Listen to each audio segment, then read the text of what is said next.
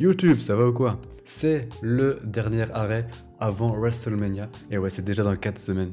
Si proche et si loin à la fois. La carte de WrestleMania commence tout doucement à prendre forme. Et c'est notamment à ce pay-per-view, à Fastlane, qu'on va découvrir un petit peu la construction de la carte de WrestleMania. Écoute, j'ai pas envie de faire une intro beaucoup trop longue. Ici, on est sur Fastlane. On va faire ça vite, ok? Donc on passe directement au pronostic. Let's go.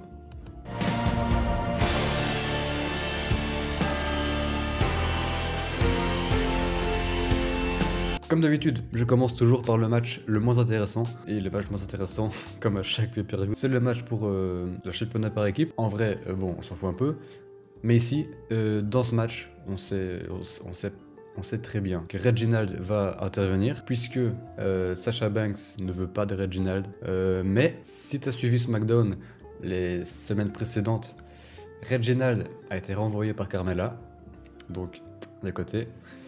Sasha Banks ne veut pas de Reginald à ses côtés, mais on en connaît une qui est un petit peu tombée sous son charme, et je la comprends. Nia Jax est un petit peu tombée sous le charme de Reginald, et elle veut bien, elle a accepté un peu de l'avoir à ses côtés pour potentiellement aller chercher le titre de Sasha Banks à WrestleMania. C'est en tout cas le but de Nia Jax ici. Plusieurs possibilités. Le titre par équipe, il change de main assez souvent. En vrai, on s'en fout. Est-ce que c'est un titre vraiment important? Non.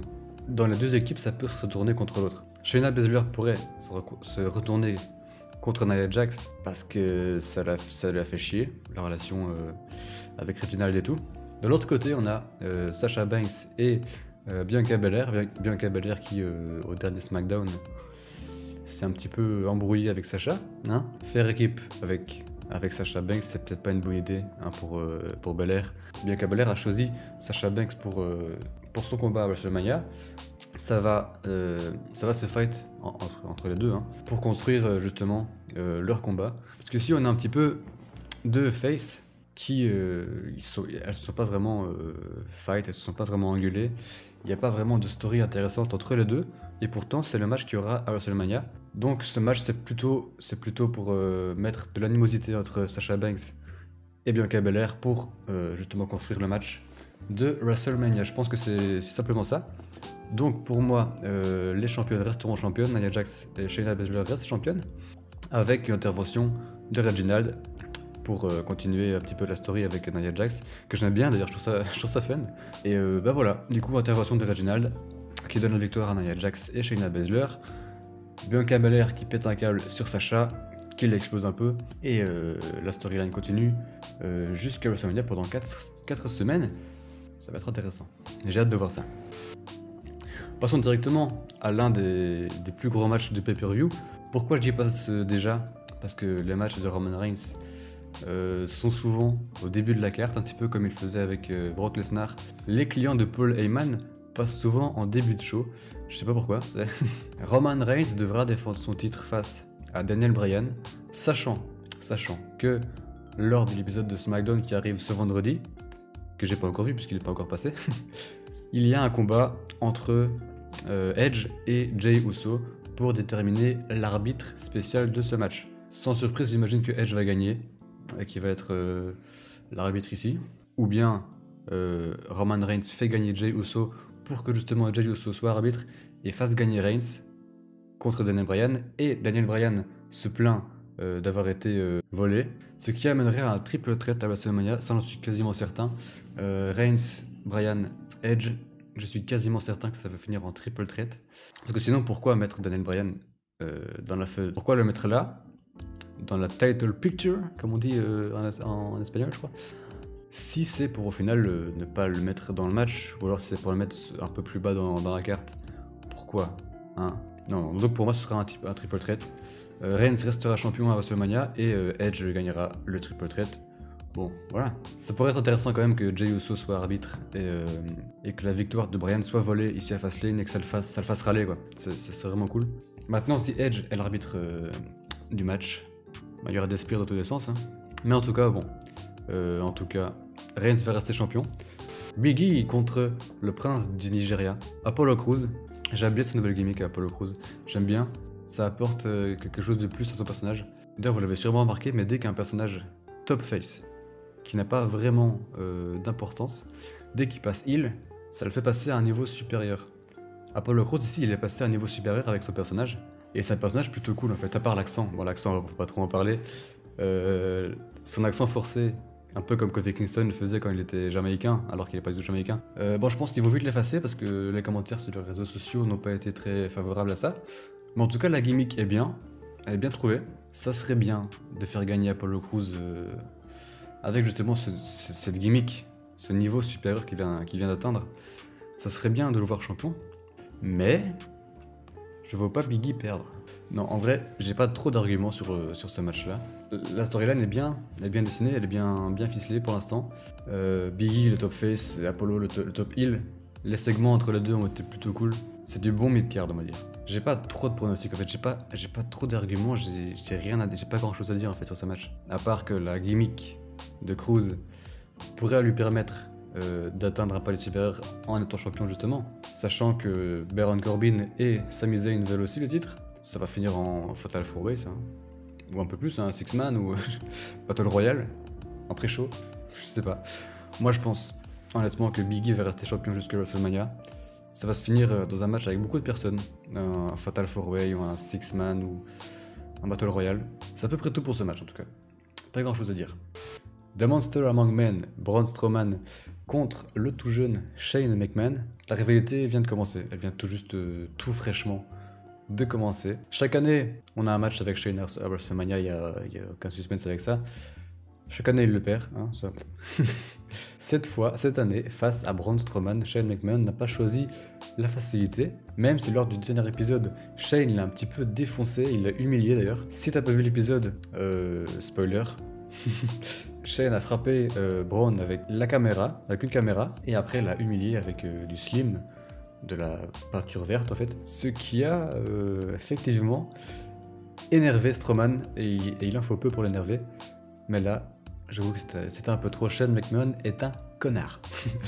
Il a le personnage de connard, comme son père. Ce match-là, moi je le voyais plutôt à WrestleMania, je sais pas pourquoi, est-ce qu'ils l'ont déjà mis à Fastlane?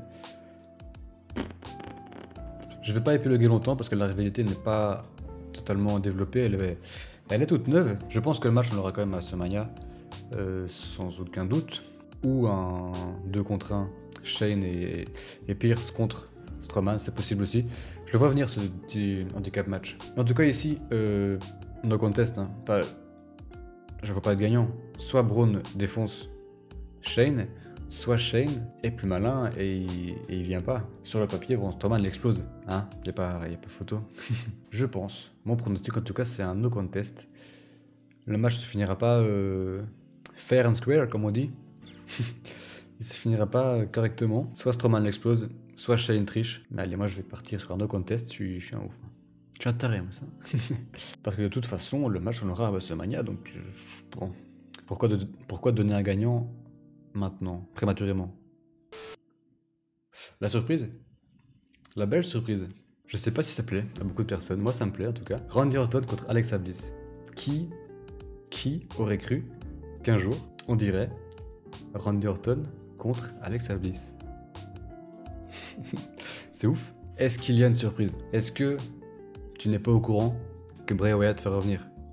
Enfin, je veux dire, on sait bien qu'à la WWE, ils aiment pas trop les matchs intergenres. Honnêtement, je pense réellement que Bray Wyatt va revenir. Enfin, il y a pas d'autre scénario possible. Elle va se faire éclater, non? Ce match-là, c'est un build-up. C'est pour construire, justement, c'est pour construire la continuité de la rivalité, pour arriver au match Randy Orton The Fiend à WrestleMania, qu'on attend tous et qu'on sait tous très bien que ça va arriver. Ce match-là, c'est simplement pour le construire. Alexa Bliss contre Randy Orton, c'est pas possible. Je vois pas Alexa Bliss battre Randy Orton, et je vois pas Randy Orton battre Alexa Bliss. C'est sûr, c'est certain, quelque chose va se passer, le match va pas se terminer normal, il va pas se terminer dans les règles, c'est certain. Tout simplement, Bray Wyatt va arriver. Pourquoi? Je sais pas, hein, pour épouser Randy Orton. Elle va faire ses petits rituels, elle va faire réapparaître The Fiend, elle va faire renaître The Fiend. Donc pas de gagnant, no contest. Ou alors victoire d'Alexa Bliss grâce à Bray Wyatt. Je termine, je sais pas pourquoi d'ailleurs je termine avec ce match. Je termine avec le match qui a plu à plus d'une personne lors de Raw d'il y a 2 semaines, qui continue simplement leur rivalité pour l'instant.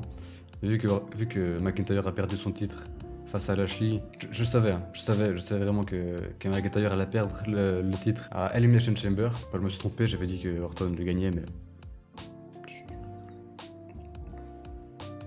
Ok, ce pay-per-view, c'est complètement juste pour construire la carte de WrestleMania. Il n'y a pas d'autre mot. McIntyre, Sheamus, c'est clairement pour construire un match contre Bobby Lashley. Et pourquoi pas un triple threat, pourquoi pas, hein. C'est un petit peu la même chose qu'avec Daniel Bryan. Pourquoi est-ce qu'il mettrait Sheamus dans la rivalité finalement? Sheamus veut empêcher McIntyre en tout cas de gagner le titre, et inversement. Mais je crois qu'il était annoncé que à WrestleMania on aura Lashley contre McIntyre pour le titre. Ici McIntyre Sheamus, sur le papier McIntyre est quand même au-dessus. Il l'a battu une fois.